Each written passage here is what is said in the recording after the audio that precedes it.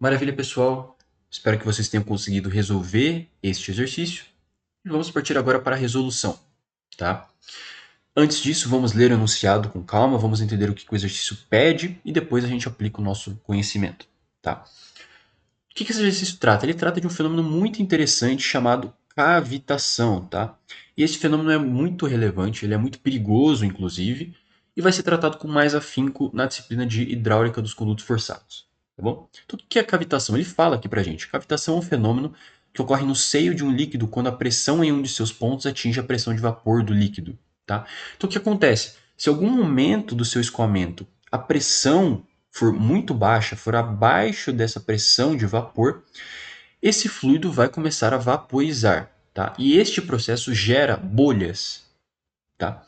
E essas bolhas vão implodindo e algumas implodem próximo à parede do canal, à parede do motor, do rotor da bomba, à parede do duto, enfim.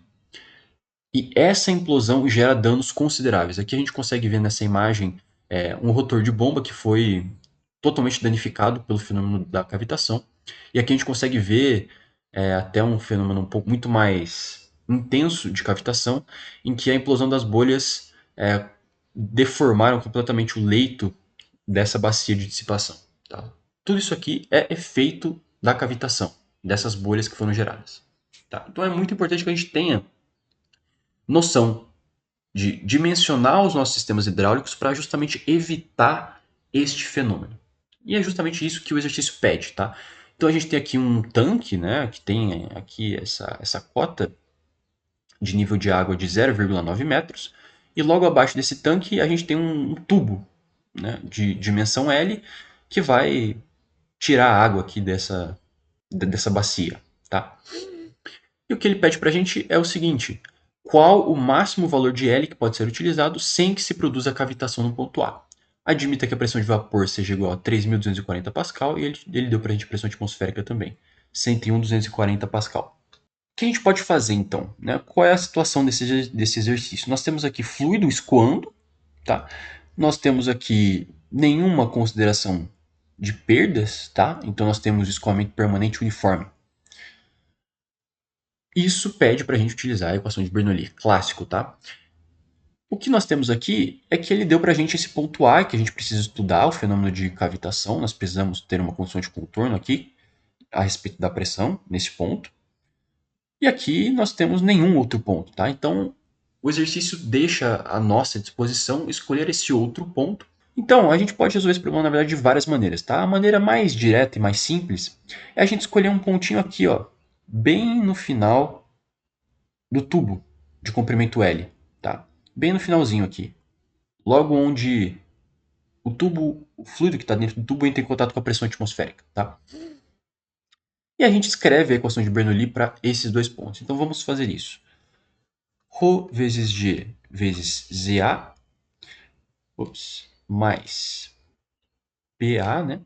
Pressão no ponto A, mais PA, mais 1 sobre 2 Rho VA ao quadrado, vai ser igual a Rho vezes G vezes ZB,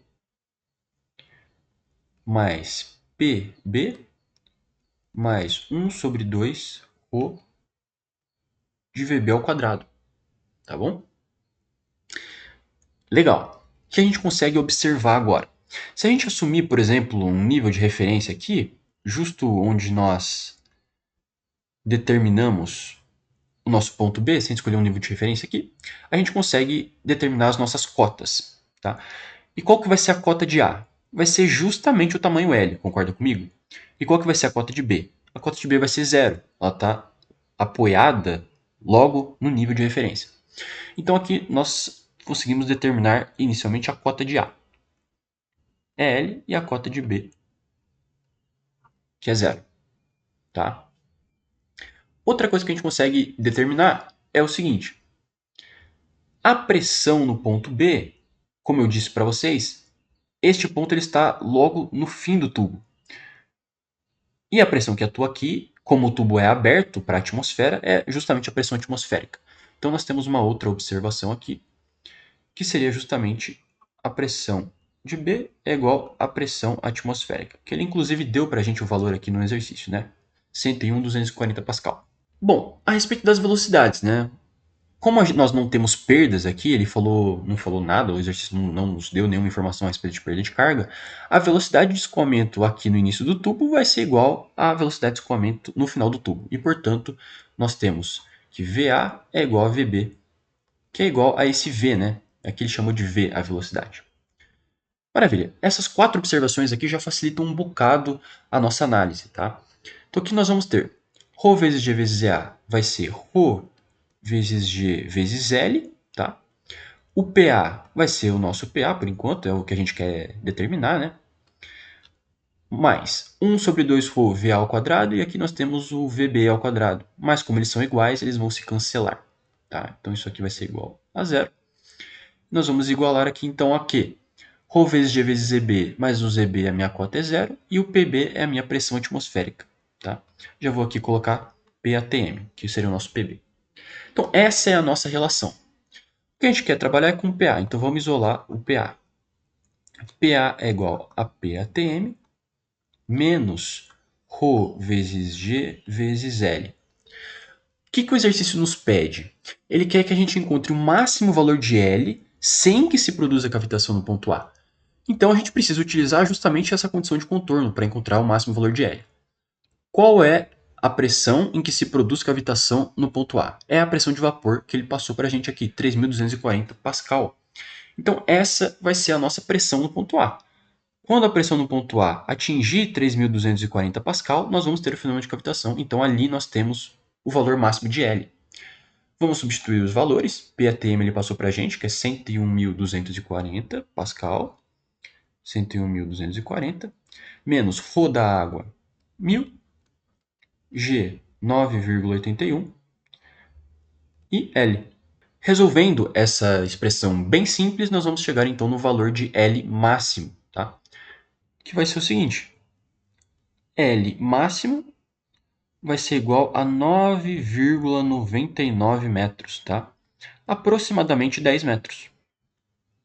Então aqui nós encontramos o tamanho máximo que esse tubo pode ter para que o fenômeno de cavitação não ocorra no ponto A, tá?